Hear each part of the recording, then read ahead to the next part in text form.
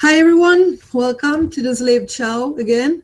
We are going to do the weekly review today, Tuesday, because we have to readjust the timing of live coverage ever since the world is changing hours, right? So I will start a bit with what's going on to happen today. First of all, give me a second. Okay, I turn on the calendar. Uh, there's a lot of data today ahead in the US. I do believe that it will be relevant, but at the same time, keep in mind, guys, that we have the Fed tomorrow, the Fed meeting, and we are going to talk about it. So I'm not worried about the strength of movements we may have today, right? Beware that if we have some market moves, they will probably remain limited, or the pairs may retrace them pretty fast ahead of the Fed. If you take a look at the euro, it has been holding around 110.50 ever since the week started, and it will probably remain or return there, right, to wait for the Fed. Anyway, I was checking the calendar, and we have a couple of good reports in the upcoming hours. First of all, the U.S. durable good trader orders, right? And they're expected lower. The previous has been revised to downside. We are expecting a negative number. Honestly, we are having too much negative data in the U.S. lately, right? So that is pretty relevant the day before the Fed, because if we have a negative reading in EUR, in the market service PMI, and in the consumer confidence reading, which is expected slightly below previous, right? If the three numbers are big disappointments, that will send the greenback lower, as market will be trying to price in uh, a delay in the rate hike for next year, right? Keep in mind that so far these days we are not expecting much action for tomorrow, and we're going to get into it right now. But for the most, the market still has some hopes that the Fed will act before the year end, and therefore we will have a rate hike sometime in between now and December, which is in the December meeting, right? If we keep on getting, however, negative numbers in the US, then chances of a rate hike will diminish, and therefore the dollar will fall.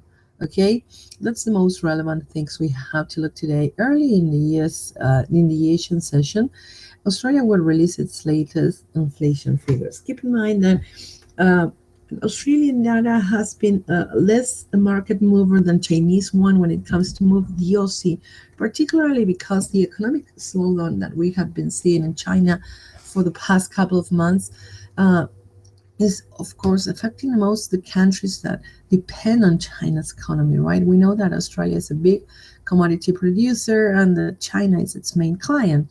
So if economic slowdown continues in China, the Aussie has little room towards the upside. Nevertheless, we're expecting a jump to the upside in inflation. Seems pretty nice, 1.7% yearly basis. So if we get that, the Aussie may get some temporal demand, okay? That's for the beginning of the Asian session. Anyway, and to getting into tomorrow, we have the famous Fed interest rate decision.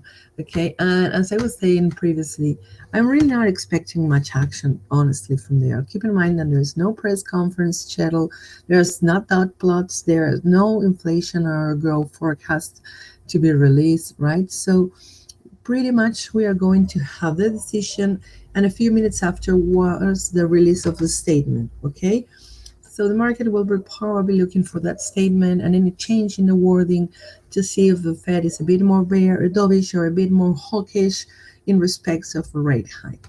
And honestly, considering the soft employment figures we had in the previous month and the tepid macroeconomic data we heard also this couple of last months, the fact is that we are expecting it to be a bit dovish. Okay, so that said, could put some pressure on above the greenback, but I as long as they don't say that actually they're expecting a drop in inflation or a further contraction in employment, I don't see the market being sustainable in time, because, as I said before, the market will be still believing that the Fed will rise rates in December, right? Sorry.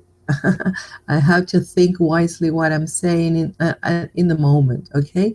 Anyway, the most interesting pairs to react to the Fed are usually the euro and the Japanese yen, right? But keep in mind, right, that we have Bank of Japan meeting, right, early Friday. They have their rate decision and policy minute statement, and the bank has been largely expect to extend its stimulus in the October meeting precisely because they're going to release all the things that the Fed is not, right? They will review growth, they will review inflation, right? So overall, and we will have a couple of hours before the release of national and Tokyo CPI and all the employment data. So that means that the dollar Japanese yen may stay on hold after the Fed or see short-lived spikes either side of the board ahead of the Bank of Japan meeting early Friday, right? And for Thursday, I have been checking. We have a pretty busy calendar, but I do believe that the market will focus mostly in the GDP figures. Okay, you know that the U.S. releases its GDP in a quarterly reading, but it's released monthly basis because during the quarter we have an advanced, a revision, and the final number. Right? We are going to see from now on in October, November, and December three revisions of the same GDP reading the third quarter in the United States. This one, being the advanced one, is the most relevant of all. Okay, so this has a good chance of moving the market. The second quarter GDP ended up being at 3.9%, really way uh, above what previously estimated over the quarter, and a strong sign that the growth is continuing in the US. But keep in mind that this figure has been uh, it's the number for the second quarter, right? And we are talking about what happened in the first half of 2016, and over the past 3 months, things have changed. The third quarter has started slow-mo in the US, and therefore we are waiting for 1.6% figure. If the number somehow comes up better than this one, the dollar can get a boost, a strong and nice boost, uh, and we will talk about levels afterwards. But if we miss the 1.6, some anything below 1 should be pretty dollar negative. Okay. As you can see, we also have inflation in Germany, but honestly, lately the fact is that inflation in Europe has been hardly a market mover, and also we have been seeing pretty weak data coming from Germany too. Keep in mind that Germany is the number one economy of Europe, and therefore the bad things going on in Germany usually spread to the rest of the region, right? So if we had a bad number there, where we have chances that the ECB will do some easing in December, right? And that will be huge. That will be huge because it will be a month where supposedly we will have the Fed rising rates and the ECB doing facilities, right? The opposite. I don't know. I personally believe that what Draghi did last Thursday was saying something like either you act or I will to the US central bank. If the central bank remains on hold, and on December, I mean, right? And they do not lift rates. My take is that then Draghi will do something and extend stimulus to keep the euro lower. But if the Fed does move that offers that lift off that has been promised since the year started, I believe that Draghi will have his breath right back. He will stay on hold at least in December. Let's see what happens afterwards. We already talked about Bank of Japan, and we are having inflation in Europe on Friday, but again, hardly a market mover. Anyway, let me turn to my charts. That's enough with the calendar. Give me a second, and we will discuss that now. Okay, here we are. Right, this is what we are having in the market right now. For the euro dollar, the fact is that if you take a look at bigger time frames and really big, and the pair has broken below a long-term standard trend line last last Friday, and of course we have the ECB talking about adding stimulus on Thursday, and the People Bank of China cutting rates, and the bank lending reserve ratio as a surprise move on Friday, and that was the main reason why the dollar appreciated at the end of last week, right? Anyway, the pair has broken below this ascendant trend line, and so far it's completing a pullback to it, but remains below it. Also in daily chart, and for me, it's below its 200 simple moving average and its 100 simple moving average, all of which is telling me that the risk remains towards the downside, right?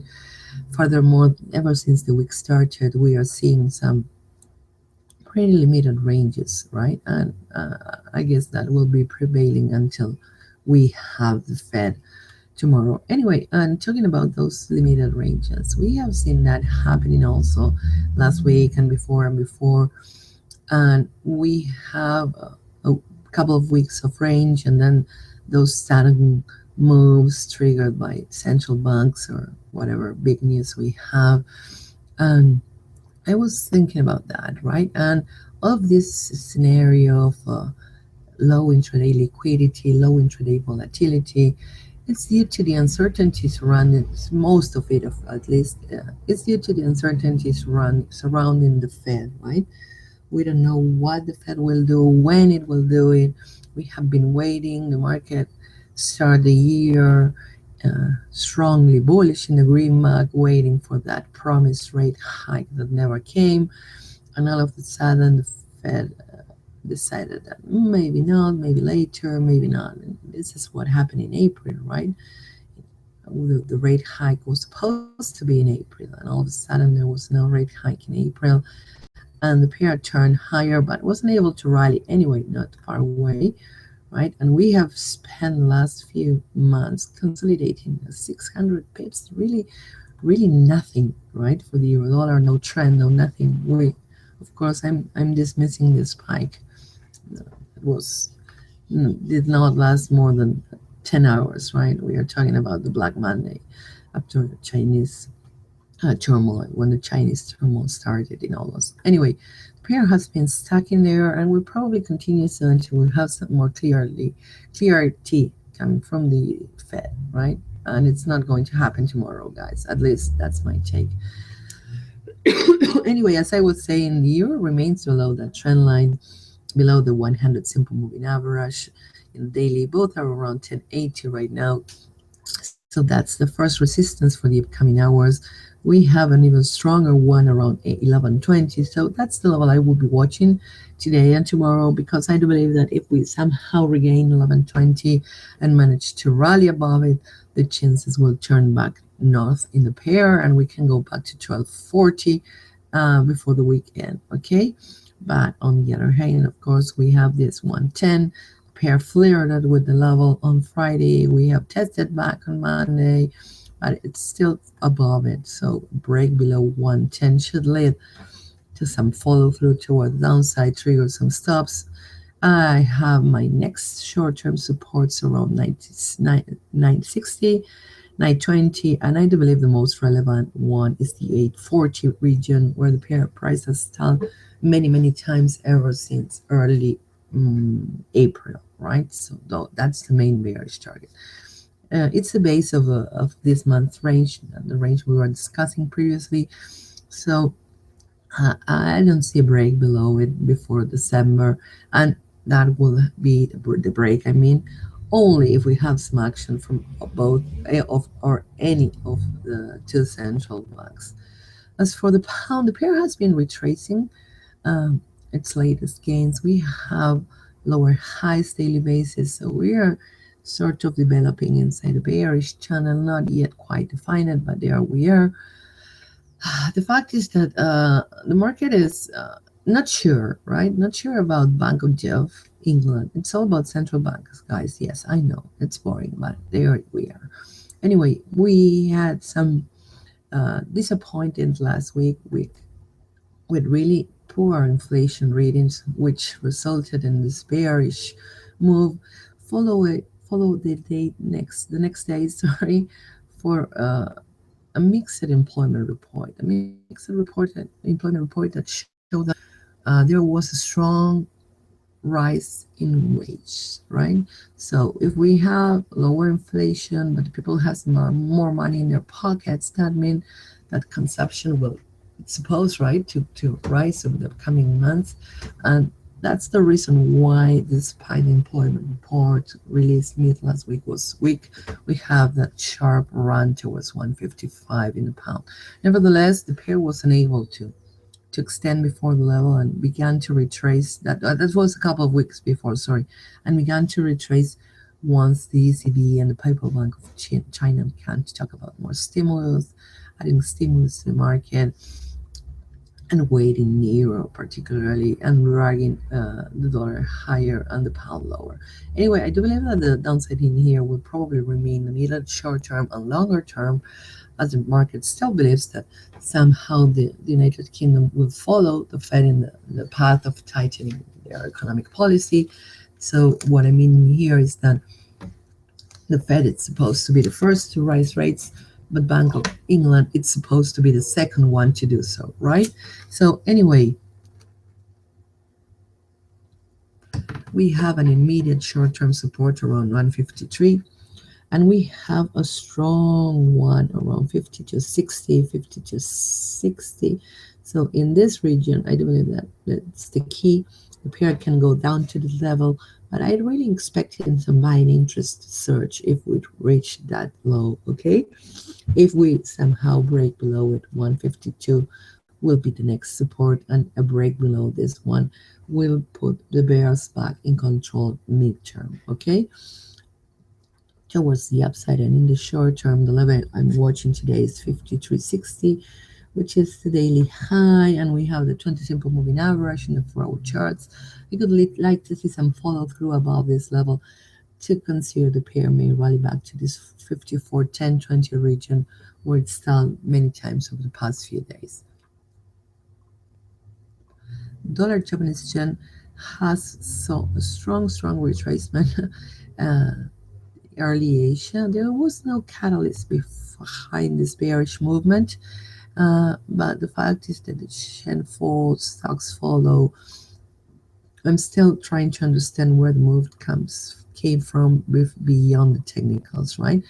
It's pretty funny to look at how my Fibonacci retracement is losing length, but still being valid because this is the latest weekly decline, and we have had a pair trading below the 61.8% retracement of that level ever since late August, right?